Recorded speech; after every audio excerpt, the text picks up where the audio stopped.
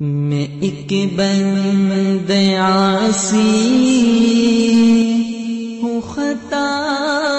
کار ہوں مولا۔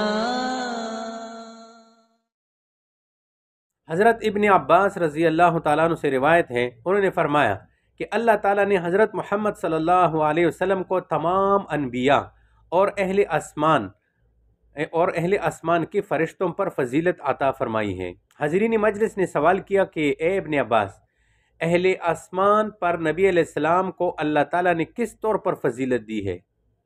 حضرت ابن عباس رضی اللہ تعالیٰ عنہ نے کہا کہ اللہ تعالیٰ نے اہل آسمان سے یوں خطاب کیا، وَمَن يَقُلْ مِنْهُمْ إِنِّي إِلَٰهٌ مِّن دُونِهِ فَذَلِكَ نَجْزِيهِ جَهَنَّمَ كَذَلِكَ نَجْزِي الظَّالِمِينَ۔ اچھا، گویا اس خطاب کے اندر رعب اور دبدبہ کے ساتھ سخت عذاب کی دھمکی ہے، اور محمد صلی اللہ علیہ وسلم نے اللہ تعالیٰ نے یوں فرمایا کہ اِنَّا فَتَحْنَا لَكَ فَتْحًا مُبِينًا لِيَغْفِرَ اللَّهُ ما تقدم من ذنبک وما تأخر۔ اے محمد صلی اللہ علیہ وسلم، ہم نے تمہارے لیے عظمتوں اور برکتوں کے دروازے پوری طرح کھول دیے ہیں، اور یہ اس لیے کہ اللہ تعالیٰ نے تمہارے اگلے پچھلے گناہ بخش دیے ہیں۔ لوگوں نے عرض کیا کہ تمام انبیاء پر نبی علیہ السلام کو اللہ تعالیٰ نے کس طرح فضیلت دی ہے؟ ابن عباس رضی اللہ تعالیٰ عنہ نے کہا کہ اللہ تعالیٰ نے دوسرے انبیاء کی نسبت یوں فرمایا، وما ارسلنا من رسول الا بلسان قومه، یعنی ہم نے ہر نبی کو اس کے قوم کی زبان کے ساتھ بھیجا تاکہ وہ قوم کے سامنے اللہ کے احکام اور قوانین بیان کرے، اور اللہ جس کو چاہتا ہے گمراہ کرتا ہے الی آخرہ۔ جبکہ اللہ تعالیٰ نے محمد صلی اللہ علیہ وسلم کے بارے میں فرمایا، وما ارسلناک الا کافۃ للناس، یعنی اے محمد صلی اللہ علیہ وسلم، ہم نے آپ کو تمام لوگوں کے لیے رسول بنا کر بھیجا۔ تو اس حدیث میں نبی علیہ السلام کی عمومی اور کلی فضیلت کا ذکر ہوا۔ وعن عبداللہ بن سلام قال مکتوب فی التوراۃ صفت محمد وعیسی بن مریم یدفن معه قال ابو مودود وقد بقی من البیت موضع قبر، رواہ الترمذی۔ حضرت عبداللہ بن سلام رضی اللہ تعالیٰ عنہ کہتے ہیں کہ تورات میں حضرت محمد صلی اللہ علیہ وسلم کے اوصاف کا ذکر ہے، اور یہ بھی لکھا ہوا ہے کہ عیسیٰ ابن مریم علیہ السلام آپ علیہ السلام کے حجرہ اقدس میں جمع کیے جائیں گے۔ حضرت ابو مودود جو اس حدیث کے ایک راوی ہے، اس کا بیان ہے کہ حضرت عائشہ رضی اللہ تعالی عنہ کے حجرہ مبارک میں ایک قبر کی جگہ باقی ہے،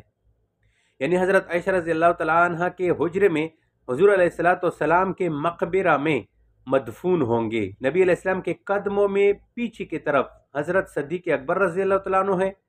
پھر صدیق رضی اللہ تعالیٰ عنہ کے پہلو میں پیچھے کی طرف حضرت عمر فاروق رضی اللہ تعالیٰ عنہ ہے، اور حضرت عمر فاروق رضی اللہ تعالیٰ عنہ کے پہلو میں پیچھے کی طرف ایک قبر کی جگہ خالی ہے، وہیں پر حضرت عیسیٰ علیہ السلام مدفون ہوں گے۔ چنانچہ جب حضرت عیسیٰ علیہ السلام حج کریں گے تو مکہ اور مدینہ کے درمیان آپ کا انتقال ہوگا، اور وہاں سے آپ کو مدینہ منورہ لے جائیں گے اور وہاں پر دفن کیے جائیں گے، کیونکہ دو نبیوں کے درمیان دو شیخین ہوں گے۔ تصوراتی نقشہ اس طرح ہو سکتا ہے کہ حضرت محمد صلی اللہ علیہ وسلم، حضرت ابو بکر صدیق رضی اللہ تعالیٰ عنہ، حضرت عمر فاروق رضی اللہ تعالیٰ عنہ، اور پھر حضرت عیسیٰ علیہ السلام۔ تو حضرت عیسیٰ علیہ السلام نبی علیہ السلام کے پہلو میں مدفون ہوں گے۔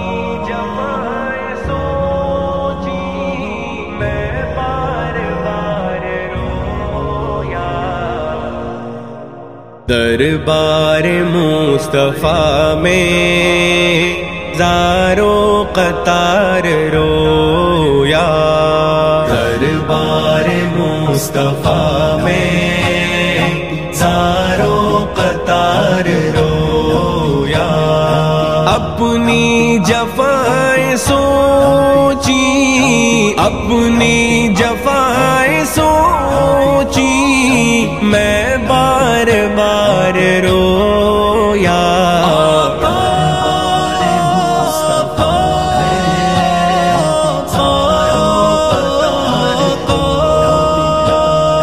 طیبہ میں پھر رہا تھا مجرم بنا ہوا تھا، طیبہ پھر رہا تھا مجرم بنا ہوا تھا سوچے نبی کے احسان سوچے نبی کے احسان میں بے شمار رویا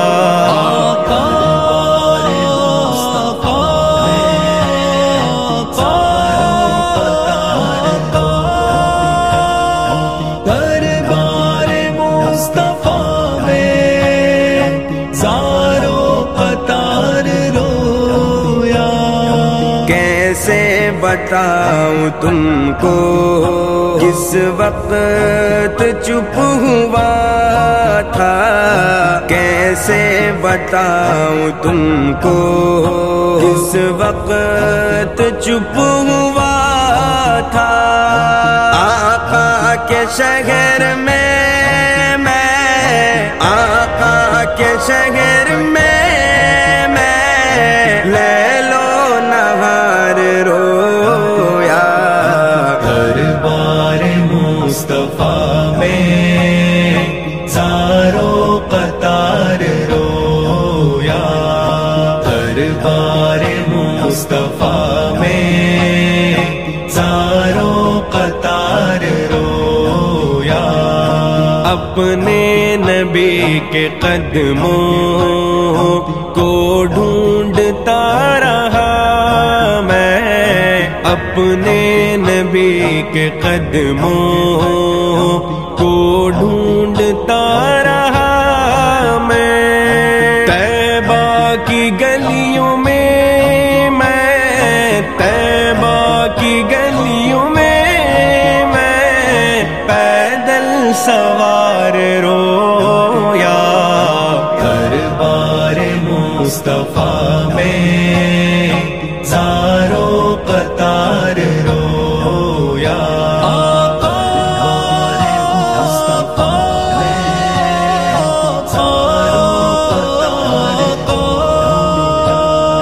پیارے نبی کے در پر جذبات ہی عجب تھے پیارے نبی کے در پر جذبات ہی عجب تھے رویا وہاں خوشی سے رویا وہاں خوشی سے اور سوگوار رویا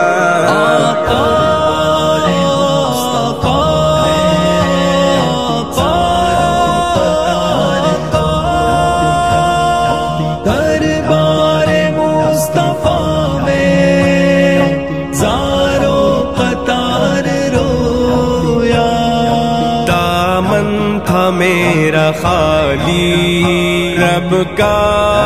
بنا سوالی دامن تھا میرا خالی رب کا بنا سوالی ان کی شفاعتوں کا ان کی شفاعتوں کا امیدوار رویا دربار مصطفیٰ میں زارو قطار رویا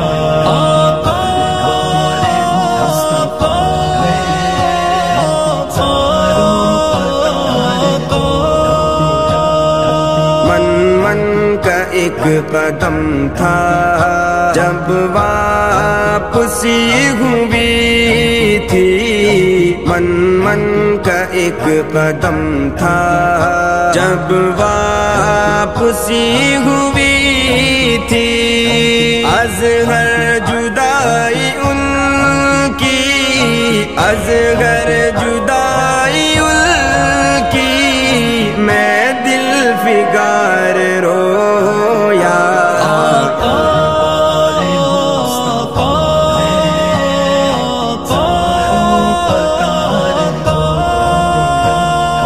دربار مصطفیٰ میں زارو قطار رویا